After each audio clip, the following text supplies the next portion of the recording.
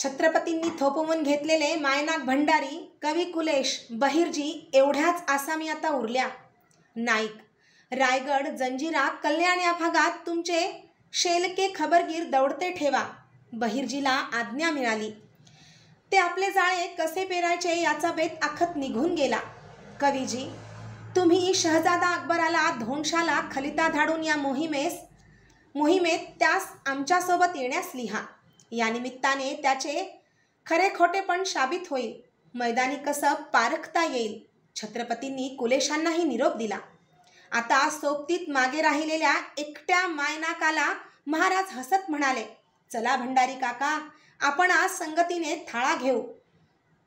मायनाकाच्या सोबतीने महाराज मुदीच्या दालनात आले. छत्रपतींच्या चौरंगीसमोर मांडल्या पाटावर बसायला म्हातारा भंडारी संकोचला. त्याला घरोबा देत महाराज म्हणाले, सारंग, संकोचू नका. तुम्ही घरचे, पाठ घ्या. मायनाक अदबीने आपल्या सरकारांसमोर बसला. थाळे आले. चित्राहुती देऊन छत्रपतींनी घास घेतला. मायनाक मात्र पार गोंधळला होता. एकट्या आपणालाच आज धन्यांनी का बगलेला काढावे याचा पेच काही उकलत नव्हता त्याला. मायनाकाचा पहिला घास घशाखाली उतरला आणि पाठोपाठ त्याच्या कानांवर बोल पडले. भंडारी काका, तुम्ही दर्याच्या नाळेचे, त्याच्या हर लाटेची लग तुम्हास पारखीची. हापशाच्या बसकटीची दुबल जागा कोण? जलकोटाला पान मारील त्या खाडीचा बाण तपशील काय? म्हाताऱ्या भंडाऱ्याच्या पांढरमिशा थरकल्या. आत्ता त्याच्या डोईत दिवा लागला. पाटावरच सावरून बसत तो म्हणाला, जी, कोट लई बंदीचा हाय. भवत्यानं भरीचा तट फिरलाय. खाडीची वाट हीच हापशाची दुबल जागा हाय. खाडी असेल 30-40 वाव लांब अन चौफेरानं 800 वाव रुंद. खाडी ही दुबल जागा हाय. हे हेरून हापशांनी आपली तोफांची भांडी खाडीचा मोहर लावून मांडल्यात. प्रत्येक घासाबरोबर महाराज भंडाऱ्याला काही विचारित होता. मायनाक जंजिऱ्याच्या भोवतालची जानकारी खडानखडा समोर ठेवित होता. रायगडावर दाटत चालली रात्र एकच पाणस्वप्न बघत होती, जंजिरा, जंजिरा. खवळत्या पश्चिम दर्याच्या लाटाच लाटा पाठोपाठीने सरकत जंजिऱ्याच्या खाडीच्या किनाऱ्यावर आदळून फेसाळत फुटत होत्या. खाडीचा किनारा धरून 20,000 मावळी लढाऊ लोकांच्या लाटाच लाटात तळ बांधण्यात गडल्या होत्या. रायगडावरून निघालेले छत्रपती महाडला दादाजी व विसाजी नरसप्रभूंची जोड घेऊन सुधागडावर शहजादा अकबर व दुर्गादास यांचा मेळ जमवून 20,000च्या मातब्बर फौजेनिशी येऊन जंजिऱ्याला अटीतटीने भिडले होते. बांधल्या जाणाऱ्या तळाची उठावणी नजरेखाली घालून येसाजींनी रोखल्या तोफांचे मोर्चे पारखून छत्रपती खाडीच्या तोंडावर आले. त्यांच्या संगती शहजादा अकबर, दुर्गादास, दादोजी व विसाजी, कवी कुलेश, येसाजी अशा आसामी होत्या. उद्या पेटणाऱ्या जलयुद्धाचा माग घेत सांजेचा सूर्य दूरवर मावळकोटावर लोंबकळत होता. क्षणभर त्याला निखरलेली छत्रपतींची रुद्रनजर पाणघेरात दूरवर दिसणाऱ्या जंजिऱ्यावर खिळून पडली. हाच तो मुजोरा अड्डा आहे. मायनाकांच्या मुलाचे, आमच्या कोंडाजींचे आणि कैकांचे शिर उपटून नेणारा, आमची किनारपट्टीची गोरगरीब रयत होडक्यात घालून पसार करणारा, दूरदेशी हफसाणात त्यांचा गुलाम म्हणून विक्रा मांडणारा, आबासाहेबांची झोप हराम करणारा खारटसल इथंच दबा धरून आहे. केवढे तरी त्यांच्या मनी थडथडत सरकू लागले. छत्रपतींची शोधक नजर खाडीभर सरसर फिरली. काही एक मणी बांधून पक्के झाले. खवळत्या दर्याला आणि डुबत्या सूर्याला मान देऊन ते तळाकडे परतले. त्याचवेळी जंजिराच्या तटावर येऊन सिद्दी खैरात व सिद्दी कासम किनाऱ्यावर रिंगाणाऱ्या मावळी फौजेचे जाळे विस्फारल्या बुबुळांनी बघत होते. त्यांचे ओघळले जाड ओठ उठतावर उठत नव्हते. मनोमन पुरती हाय खाल्लेले हपशी व रुसण्या धैर्याने आपल्या माणसांना काही हुकूम फरमावित होते. संजावले आणि उद्या काय असा सवाल घालीतच हिवाळी अंधाराने मराठी तळ, जंजिरा आणि पश्चिम दर्या आपल्या पोटात घेतले.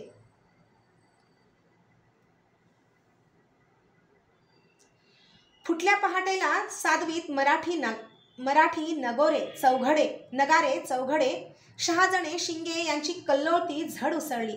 झडते मुजरे आपलेसे करी दादाजी व विसाजी प्रभू, येसाजी कंक, कुलेश, शहजादा व दुर्गादास अशा शेलक्यांच्या मेळातून महाराज जंजिरा खाडीच्या तोंडावर आले. जलकोटाचा मोहरा धरून मांडल्या तोफांच्या गोलंदाजांनी छत्रपतींच्या साक्षीने भांड्यांना मानाचे कोंबडे दिले. उगवत्या सूर्याची सोनेरी कोर फुटली तसे एक खंबीर निग्रही राजपोट जंजिरावर त्रिशूलासारखे रोखले गेले. तळपत्या डोळ्याखालचे थरथरते संतप्त ओठ आज्ञा देत कडाडले. सरलष्कर, द्या भांड्यास बत्ती, लोटा विस्क्या दर्याच्या पाठीवर. हर हर महादेव, जय भवानी चा रणगजर तडाडला आणि किनारा दणाणून टाकीत तोफांची 5 भांडी झटका देत फुटली. 125 वजनाचे तोफगोळे जंजिराच्या तटावर दणाणत आदळले.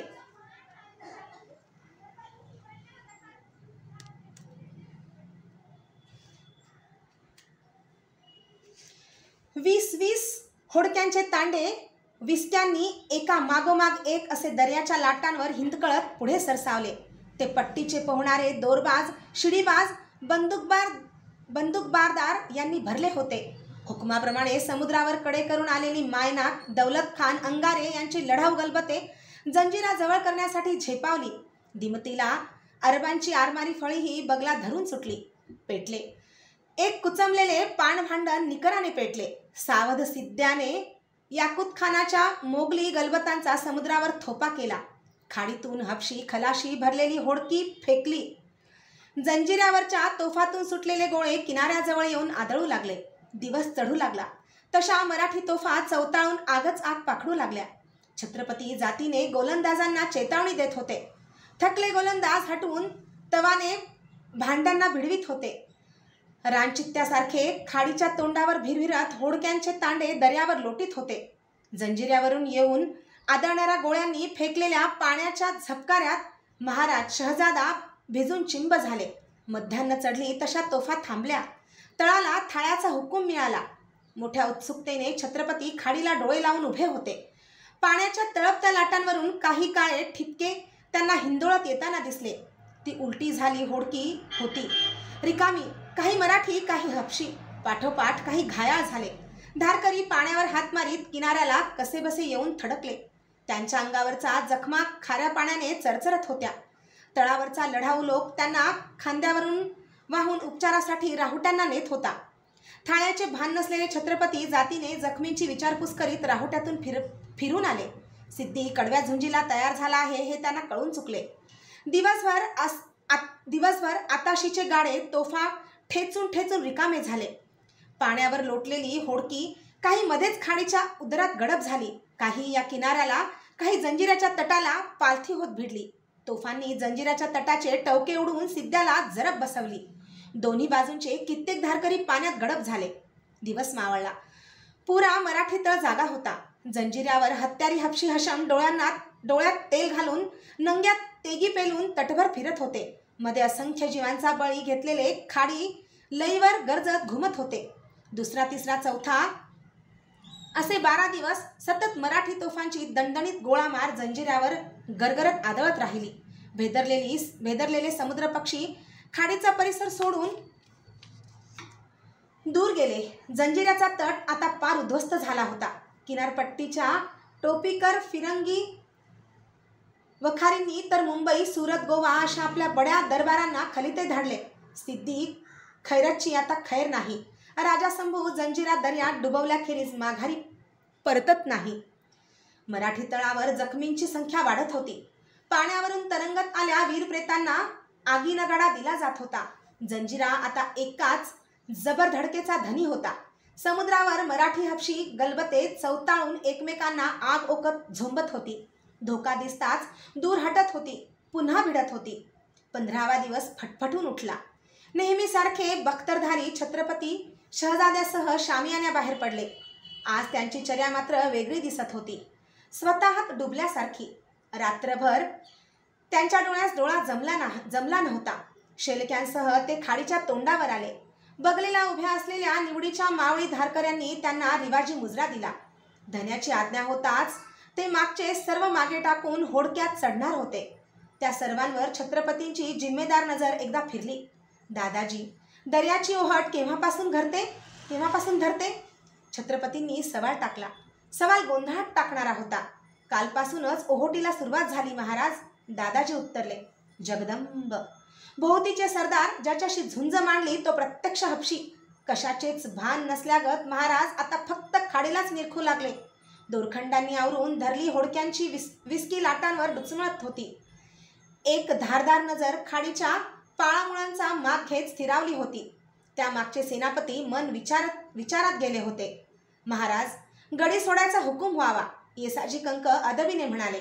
नाही कंक काका, ही होडक्यांची विस्की पाण्यावरून दूर हटवा, भुईला घ्या ती. कोणालाही न कळणारा हुकूम छत्रपतींच्या तोंडून सुटला. जी. येसाजी चमकले. जल्दी करा, होडकी हटवा. हुकूम दुबारीने पक्का झाला. असंख्य हात होड्यांना भिडले. त्या किनाऱ्यावर घेण्यात आल्या. खाडी खुली झाली. लाटाळत गरजू लागली. सगळी खाडीच पिऊन टाकायला निघाल्यासारखे छत्रपतींचे डोळे आता लखलखीत दिसू लागले.